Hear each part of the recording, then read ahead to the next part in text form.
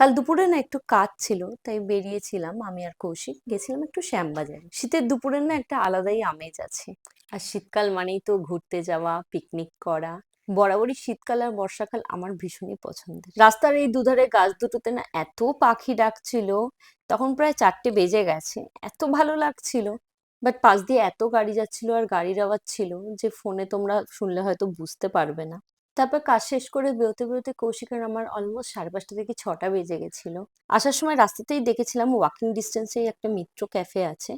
তবে কৌশিক বলল চলো একটু মিত্র ক্যাফেতে যাওয়া যাক। বাট আমি বললাম মিত্র ক্যাফেতে তো আগে অনেকবারই গেছি, চলো ক্যাফেও কবিতাতে যাই। এখানে এই ক্যাফেটা খুব ফেমাস শুনেছি।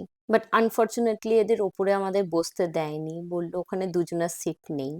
ওখানে একটু গ্রুপে গেলেই জায়গা পাওয়া যায়। এটা ওদের নিচে একদম ছোট্ট জায়গার মধ্যে আরেকটা আলাদা করে অ্যারেঞ্জমেন্ট করা ছিল। আর মেন যে বড় ক্যাফে সেটা ওপরে ছিল। দুজনে দুটো কফি নিয়েছিলাম। কফিটা মেশিন কফি হলেও বিনসটা মনে হয় না আমার অতটাও ভালো ছিল। আমি ভীষণই ডাইহার্ট কফি লাভার, আমি অনেক রকম কফি ট্রাই করি সব সময়। তাই খেলে না আমি একটু বুঝতে পারি কোনটা ভালো কোয়ালিটির বিনসের কফি আর কোনটা একটু লো কোয়ালিটির। সাথে দুটো চিকেন কাটলেটও নিয়েছিলাম, কাটলেট দুটো ওভারঅল ভালো ছিল। তারপরে ঠিক ফিরেই আসছিলাম, ফেরার সময় গাড়িটা জ্যামে আটকায় ঠিক আরজিকর মেডিকেল হসপিটালের সামনে। দেখতে দেখতে 1 বছরেরও বেশি হয়ে গেল, কিন্তু তিলোত্তমা এখনো জাস্টিস পেল না।